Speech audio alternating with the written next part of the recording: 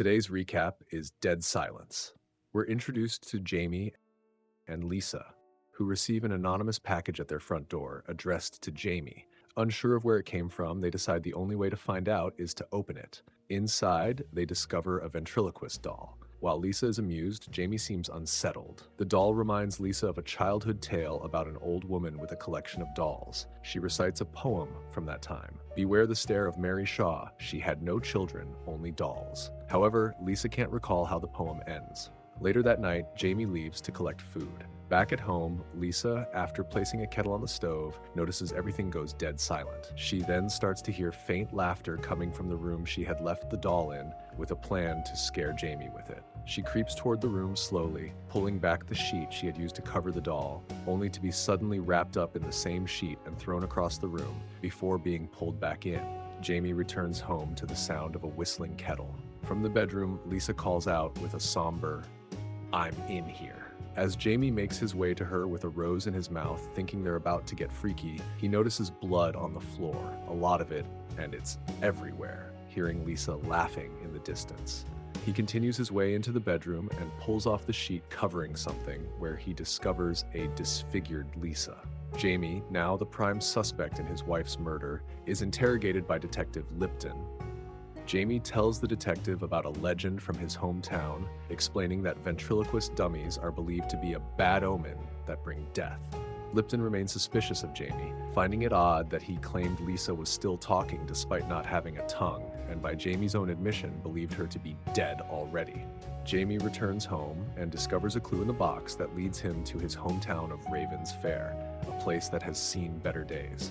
Jamie goes to visit his father, only to be greeted by his new, young wife, Ella, who is delighted to meet her husband's son. After being let in, Jamie hears his father yelling from upstairs, wanting to know who's there. The two head up, where Jamie discovers his father in a wheelchair, wearing an oxygen mask. Ella assists by removing the mask, standing behind Edward, Jamie's father. It is revealed that Edward had a stroke 2 months ago. There's tension in the room as they speak, hinting at a deep and complicated relationship between father and son.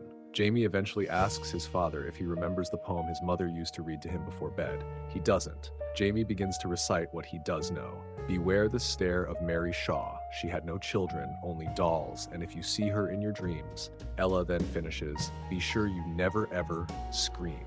Jamie believes there's more to the story, but Edward dismisses it as nothing more than silly superstition.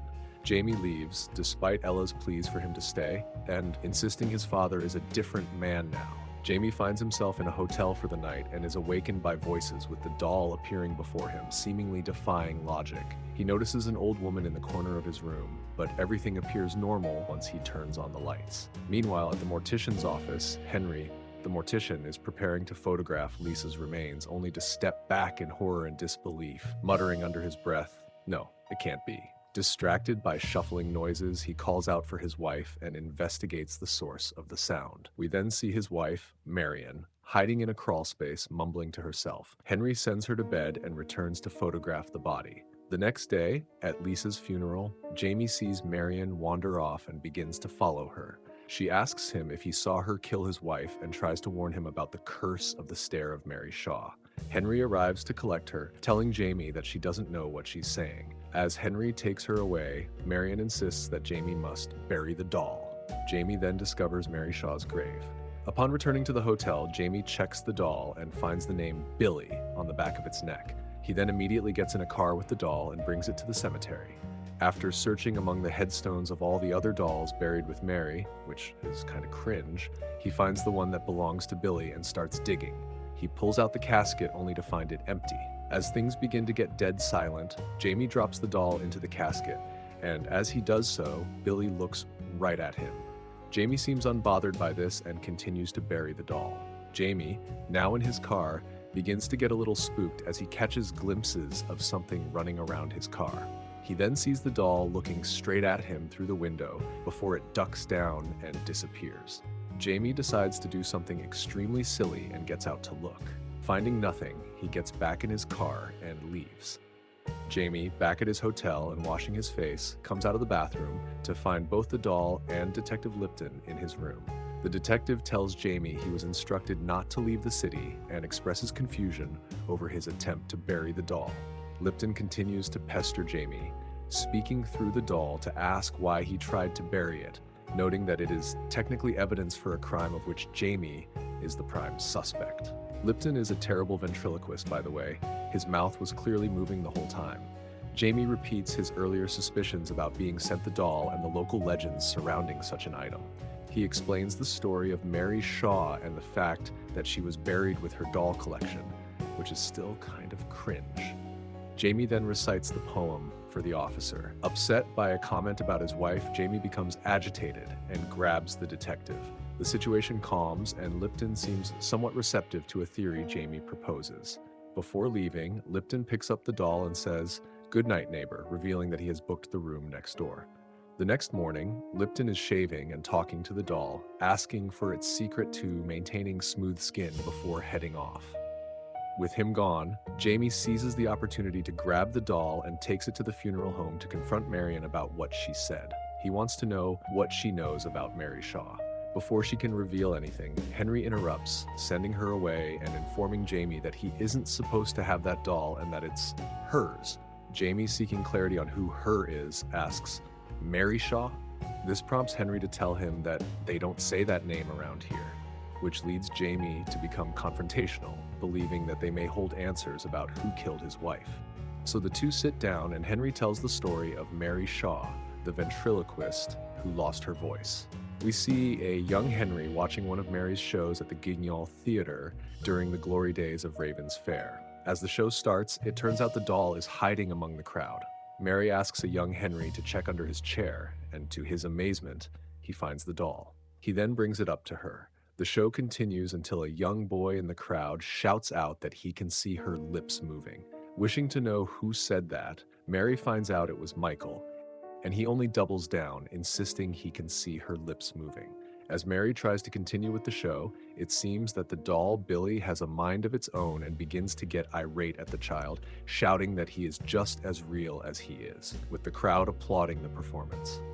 Back at Henry's house, he tells Jamie that the child ended up disappearing without a trace, and he always believed that Mary had some role to play in it, with Mary herself dying not long after. Not only did she wish to be buried alongside her dolls, whom she considered her children, all 101 of them, but her other final wish was to become a doll herself. This request was fulfilled by Henry's father, who was the town mortician back in the day. A young Henry sneaked in to see his father's work, and while doing so, managed to make the casket and the puppetized Mary Shaw fall on top of him. Reeling back in horror, Henry noticed that her body had disappeared.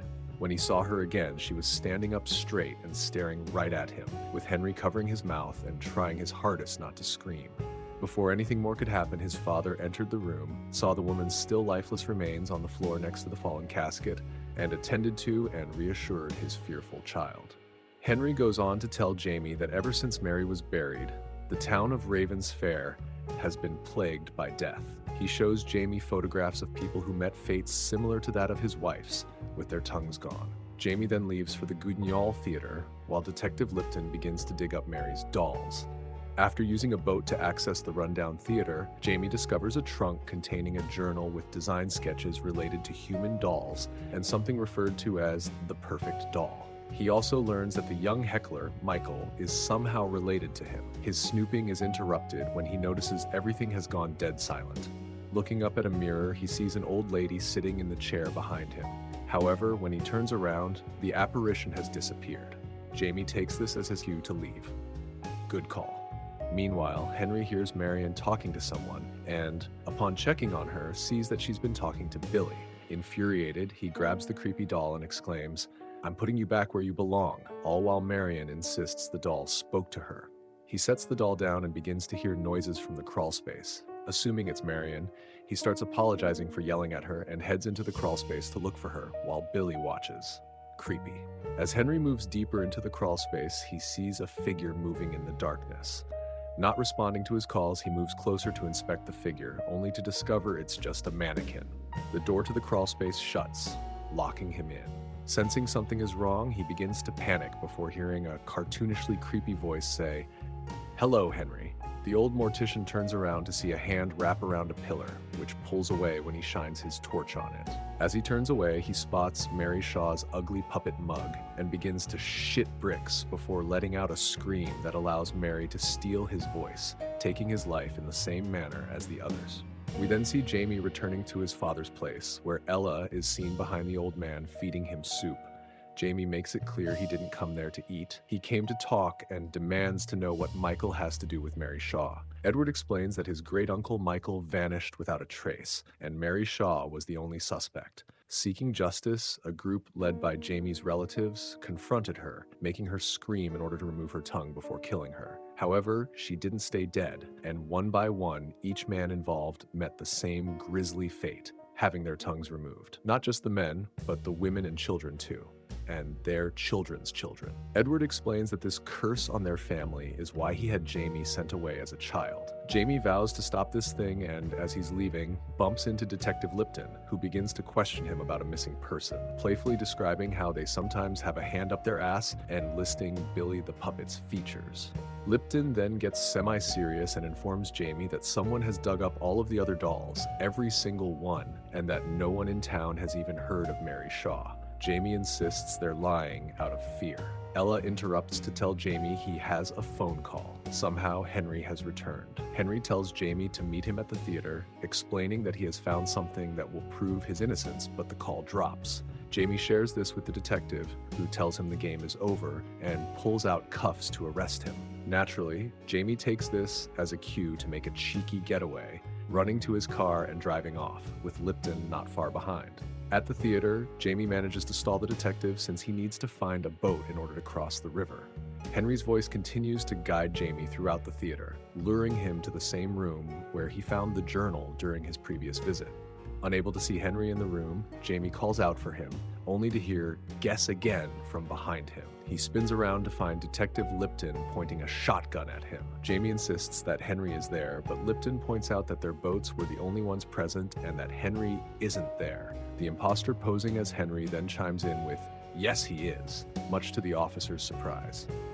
The pair then begin working together to find the source of the voice, with Jamie reminding Lipton that whatever happens, not to scream. They eventually discover a room containing all of the missing dolls, with one notable absence: Billy. In this same room, they also find the body of a boy made to look like a doll. Jamie, recognizing it as Michael, remarks that they've just solved a 70-year-old missing persons case. It then becomes dead silent, and the dolls' heads start to move, facing what appears to be another doll with the appearance of a clown, rocking back and forth on a rocking chair. Jamie then says the name Mary Shaw, and the doll stops rocking. Repeating the name causes the clown to rock forward and open its eyes before saying the word "clever." Jamie begins talking to the clown, and they learn that Mary's motivation is to silence those who silenced her. She explains that the perfect doll is difficult to construct and sometimes requires existing parts. Jamie asks why she took Lisa's life, and the clown requests that he come closer. It then whispers to him that Lisa was pregnant before a long, freaky tongue extends from the clown's mouth, causing Jamie to recoil in disgust. It is then revealed that Mary was behind the clown. "Look at the size of that thing." Lipton shoots the MF, causing Mary to dissipate. Realizing that she is living through the creepy-ass dolls, Lipton begins shooting them one by one. Jamie throws a lantern into the doll cabinet, igniting a fire, and Mary takes control of the freaky boy doll. Lipton and Jamie decide this is their cue to get the hell out of Dodge. As they run, the railing collapses, causing Lipton to fall. In his scream, he meets the same fate as all the others. Bye-bye tongue. Jamie attempts to pull himself up from the railing, only to get jump-scared by Mary, causing him to fall. As he is about to scream, he covers his mouth before crashing through the floor and into the water that has flooded the basement. Due to the water being connected to the river, he is able to swim out of the theater and swim back to shore. Once he reaches his car, he remembers there is still one doll left: Billy. He starts his car and races off to the funeral home, where he finds Marion crying over Henry's remains. Marion tells Jamie that his father took the Billy doll. Jamie returns to his father's home, and once upstairs, everything goes dead silent. As he continues to search the house, he hears someone ask, "Why did you bury me, Jamie?" He eventually finds the doll in a crib. Mary reveals herself from behind a curtain, catching Jamie off guard. However, before she can lay her grubby hands on him, Jamie throws the little freak doll into the fireplace. Mary and her gross tongue don't like this, and she disappears into the darkness. Jamie then finds his father, or rather, the remains of his father. What he discovers will shock you. It is revealed that his father is nothing more than a human puppet, controlled by Ella the entire time. Jamie realizes that Ella herself is the perfect doll and is controlled by Mary Shaw. Mary suddenly appears behind Jamie and asks, "Now who's the dummy?" At that moment, Jamie finally lets out a scream. And that's dead silence. Thank you so much for watching. If you enjoyed this, consider making love to that like button and be sure to subscribe and ring the bell as I post recaps regularly. The word of the day is whap it, which means weary or exhausted.